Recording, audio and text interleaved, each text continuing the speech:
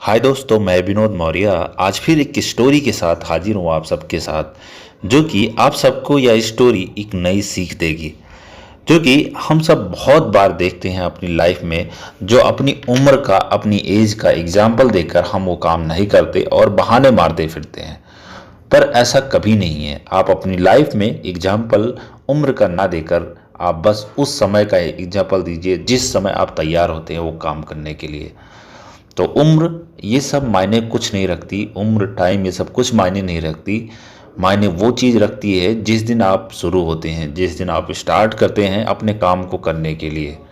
तो ऐसी ही ये स्टोरी आप सबके लिए लेकर आया हूँ। तो आइए सुनते हैं ये स्टोरी।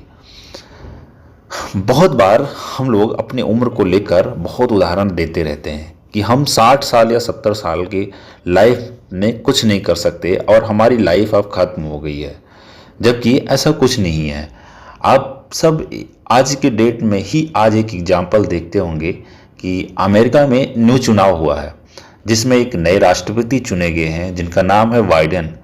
आप उनकी उम्र देखकर आपको नहीं लगेगा कि वो एक ऐसे देश को चलाने जा रहे हैं जो कि एक नया नौजवान ऐसा इंसान चाहिए जो शायद वो चला पाए। लेकिन उनकी उम्र देखकर आप देखोगे तो आपको ऐसा लगेगा कि वो क्यों, कैसे देश चलाएंगे। हाँ जी, उनका नाम है बाइडन और उनकी एज है 70 साल। यहाँ आजकल हम नौजवान ये सोचते हैं कि 70 साल की उम्र में हमारा लाइफ खत्म हो गया, हमारा बिजनेस खत्म हो गया, हमारा काम करने का तरीका खत्म हो गया, अब हम आगे कुछ नहीं कर सकते 70 साल। पर आप सोचो, एक ऐसे इंसान, एक ऐसे शख्स की जो अब 70 साल की उम्र में वह एक देश चलाने जा रहा है, जो कि बाइडेन नाम है, जो अमेरिका के नए राष्ट्रपति चुने गए हैं।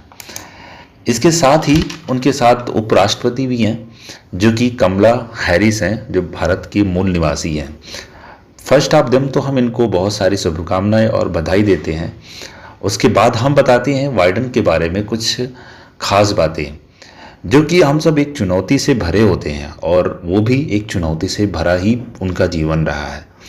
बाइडेन अपनी उम्र में वो 70 साल के हैं, लेकिन उन्होंने काफ़ी कठिनाइयाँ झेली है। जैसे कि अगर उनके जीवन के बारे में देखें तो उनकी पत्नी, जिनका नाम था नेलिया, उनका भी निधन हो गया था एक कार एक्सीडेंट में। उनकी बेटी नियोमी, उसका भी निधन हो गया था उनकी ब्रेन कैंसर की वजह से। उनका एक बेटा था बीहू, उसका भी निधन हो गया था, और हंटर, जो कि उसको भी कैंसर हुआ था। सो आप समझ सकते हैं कि ऐसी उम्र में कि बेटे बीवी सभी लोग नहीं रहे हों और इस हालात में वह ऐसे लड़ते हुए एक देश चलाने जा रहा है। तो आप इससे और हम सब एक सीख समझ सकते हैं, सीख ले सकते हैं कि ज़िंदगी में कुछ भी असंभव नहीं है।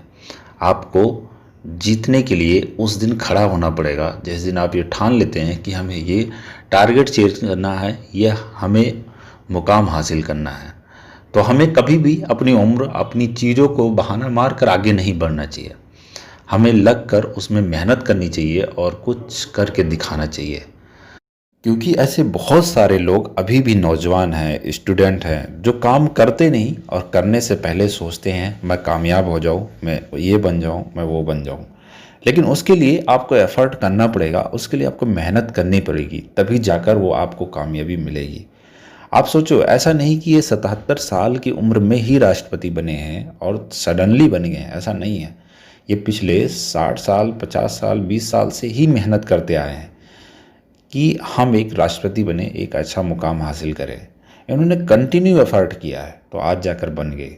तो आपको किसी काम को करने के लिए, आपको स्टडी में कामयाबी या किसी आप एग्ज़ाम की तैयारी कर रहे हैं, तो उसके लिए कंटिन्यू आपको मेहनत करना पड़ेगा, बिना टेंशन लिए कि हमें यह कामयाबी मिलेगी या नहीं मिलेगी।